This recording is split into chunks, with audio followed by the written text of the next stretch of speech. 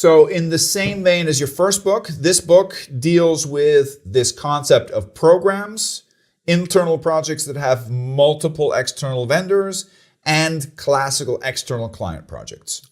Exactly. Okay? And it goes through the framework, it goes through foundational concepts. It goes, first of all, the understanding what are the roles that we have, because we have lots of more roles than what you said earlier. Yeah. Banks may be part of that. Insurance companies, surety providers, for bid bonds, performance bonds, and so on. Yeah, people have to understand. Yeah, most people. I mean, if you have you done any work in GCC in Dubai or in Emirates, they have a very interesting. Also, the very concept of a project charter, which is theoretically based on the PMBOK guide, the first document you're supposed to create. Who creates a charter? You have a request for proposal. In German, we have the wonderful document, which is a little more difficult to translate, Lastenheft, Pflichtenheft, which in English, if I get it correct, is statement of work and specification. No, scope statement. Scope statement, yeah. I know some companies that use specification, but I agree with you. I think scope statement. Different terminology. I think scope statement is a better term. Pflichtenheft, but the very concept, most people don't understand that. And then you have a signed contract. What do I need a charter? I have a contract from the client. No. You need a charter. Oh, I want to hear this. If you are on contractor side, you need an authorization from a certain size of the organization. Not if you had in a little 10 person agency, there you don't need that. If your boss tells you do it, then you do it. Yeah? So you would do it in addition to a contract that you have. In addition, yes, of course. You have a contract which connects two organizations. The project charter is an internal document. So on the contractor side, you have to have your project sponsor. Oh, on the customer side, ideally, you also have a project manager and a project sponsor. Absolutely. So you need the project charter on both sides. Yeah.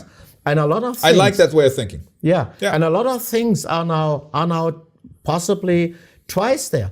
Kickoff meeting. You talked about a kickoff meeting. Kickoff meeting, most people confuse it with onboarding meeting, by the way. I like that word, onboarding. I call it a kickstart or a startup meeting. But it's not the same thing. Kickoff meeting is on the field. No, I don't call it kickoff. Kickoff is, I would say, is the beginning of the end. It's the beginning of execution. I call it a kickstart. Yeah, let me. Or a sprint zero sometimes in Agile. I like kickoff very much. I like this term kickoff very much.